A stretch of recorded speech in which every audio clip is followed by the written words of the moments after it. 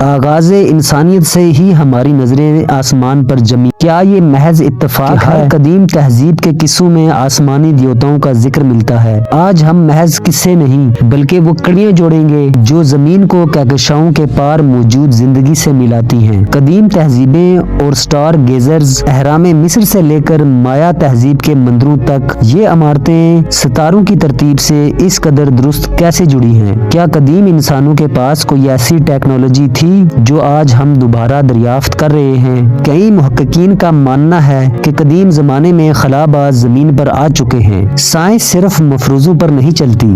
ڈریک equation کے مطابق صرف ہماری اپنی کہکشاں میں لاکھوں ایسے سیارے ہونے چاہیے جہاں زندگی ممکن ہے۔ تو پھر سوال یہ ہے کہ وہ کہاں ہیں؟ کیا وہ ہم سے اتنے آگے ہیں کہ ہم ان کے سگنلز کو شور سمجھ کر نظر انداز کر رہے ہیں؟ 1947 کا روز ویل واقعہ محض آغاز تھا۔ حالیہ برسوں میں پینٹاگون کی طرف سے جاری کردہ ویڈیوز نے دنیا کو حیران کر دیا۔ یہ اڑن تشتریاں جو فزکس کے قوانین کو چیلنج کرتی ہیں، آخر کیا ہیں؟ کیا یہ دوسرے ملک کی ٹیکنالوجی ہے یا کسی دوسری دنیا کا پیغام؟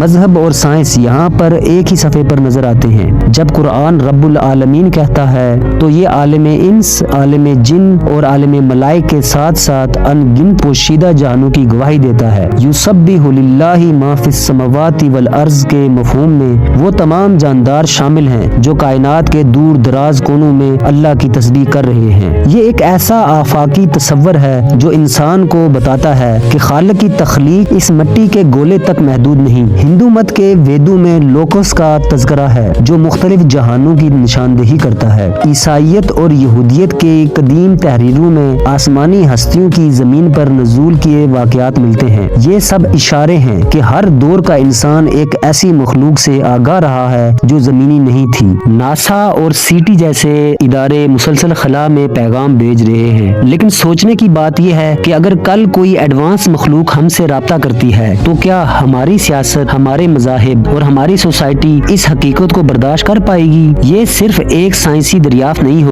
بلکہ یہ انسانی تاریخ کا سب سے بڑا نفسیاتی موڑ ہوگا۔ شاید ایلینز کی تلاش دراصل اپنی تنہائی ختم کرنے کی ایک کوشش ہے۔ کائنات ایک بہت بڑی کتاب ہے جس کا ہم نے ابھی صرف ایک صفحہ پڑھا ہے۔ سچ تو یہ ہے کہ ہم اس عظیم سفر میں اکیلے نہیں ہیں، ہم سب ایک ہی کائناتی حقیقت کا حصہ ہیں۔ آپ کا کیا خیال ہے؟ کیا ہم اس سچ کا سامنا کرنے کے لیے تیار ہیں؟